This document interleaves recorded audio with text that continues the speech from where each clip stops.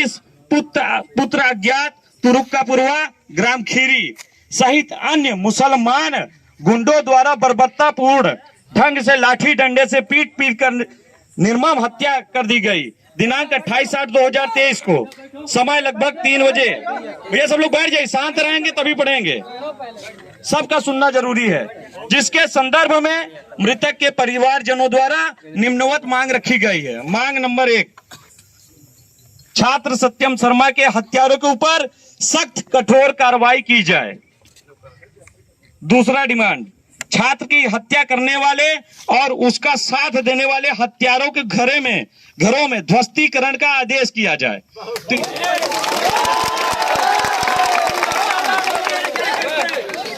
तीसरी मांग, शांत रहिए सब लोग, शांत रहिए। तीसरी मांग, छात्र सत्यम शर्मा की हत्या में ललकारने व हत्या के लिए उकसाने वाले मोहम्मद यूसुफ पुत्र नवाब अली ग्राम प्रधान खीरी को रासुका के तहत कठोर कार्रवाई की जाए, उसके घर को भी ध्वस्तीकरण किया जाए। चौथी मांग, मृतक छात्र सत्यम शर्मा के परिवार को कम से कम 20 लाख की आर्थिक सहायता राशि शासन द्वारा प्रदान की जाएगी। तीसरी मांग, मृतक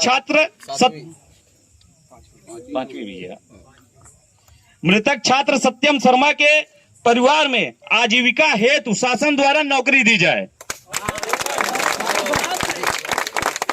छठवीं मांग, मृतक के परिवार को शासन द्वारा एक आवास दिया जाए।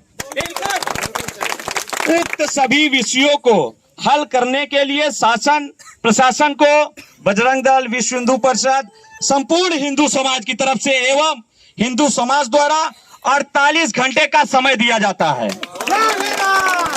अन्यथा मांगे नहीं मानने पर हिंदू समाज महापंचायत बैठाएगी और महापंचायत बैठा के यहीं पर निर्णय करेगी। ये सारी मांगे जिलाधिकारी महोदय, कमिश्नर महोदय के सामने रखी गई है। अब आगे आप लोग अपना वक्तव्य देंगे। बताओ क्या गड़बड़ी हो, डीएम साहब बोल दें तो ये जो आपकी एफआईआर हुई है, इस एफआईआर में जो नामजद थे, अन्य अभियुक्त थे, उन सब की गिरफ्तारी कर ली गई है। ठीक है, वो सब गिरफ्तार हो गए हैं, उनके फोटो सारे परिवार को सबको दिखा दिए गए हैं। इसके अलावा जो सख्त कार्रवाई, कठोरतम कार्रवाई है वो इनके ऊपर की जाएगी, जैसे इसमें कहा गया है। यथा आवश्यकता इसमें आगे एनएसए और सारी चीजों की कार्रवाई होगी। इसके अलावा शांत रहो भैया, शांत रहो, सुन लीजिए उसके बाद बोलिएगा। इसके अलावा विवेचना जो है वो जिस पे विश्वास था परिवार को, जिन दरोगा जी पे, वही विवेचना कर रहे हैं जिन पे उनको विश्वास था, जिन पे उन्होंने विश्वास जताया अपना परिवार ने।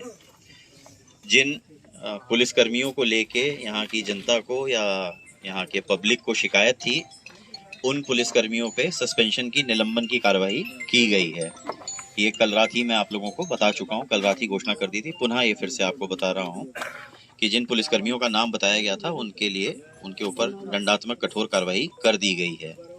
बाकी की जो कार्रवाई है, जो अनुदान से संबंधित या अन्य चीज़ों से, उसके लिए मैं डीएम साहब से कहूँगा कि वो आपको बताएंगे।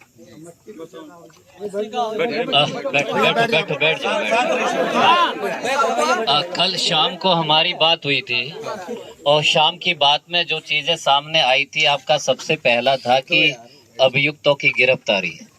उसके 1 घंटे के अंदर हम लोगों ने अभियुक्तों की गिरफ्तारी कर लिया था और आप सबको उसका मैसेज भी करा दिया था कि अभियुक्तों की गिरफ्तारी कर लिया है। बाकी जो सर ने बताया कि हम लोगों ने विवेचना बिल्कुल जो निष्पक्ष हैं, एनर्जेटिक ऊर्जावान हमारे अधिकारी हैं, इंस्पेक्टर, उनको दिया है।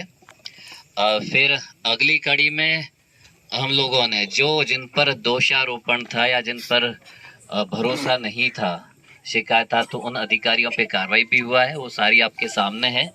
अगली बात आई कि परिवार की आर्थिक सहायता के लिए कल भी हमने बताया था, तो उसके लिए हम लोगों ने शासन से भी बात किया। आज जो हमारे सबसे बड़े अधिकारी होते हैं उनसे बात किया है, तो यहाँ से प्रपोजल हमारा जा रहा है जो आपने दिया है, तो इस पर हमें अनुमति भी मिल गया है, तो उस पर कार्रवाई शासन से होगी। और यहाँ जो लोकल सहायता हम लोग दे सकते हैं, चाहे ज़मीन का है, आवास का है, शौचालय है, ये सारा हमारे साथ होता है, हमारे पास होता है, तो हम इस पर कार्रवाई करेंगे। और परिवार को 3 आवास पहले भी प्रधान जी ने दिया है, तो हमें बड़ा अच्छा लगा कि एक परिवार को 3 आवास देना। जनरली सारे सोचते हैं कि हम हमारे लोगों को दें, लेकिन एक परिवार में 3 आवास दिया है। बाकी जिनका भी ज़रूरत है आवास की कोई दिक्कत नहीं, हम आवास देंगे और बाकी जो सुविधा का रहता है वो भी देंगे। इनका और इनके भाई का भी था कि साहब हमें असला हो जाए ताकि हम सुरक्षा भी कर सके और गार्ड का भी हम काम कर सके, दोनों चीज़ के लिए। तो वो भी हम लोगों ने हामी भर दिया, हम उस पर भी कार्रवाई करेंगे। और बाकी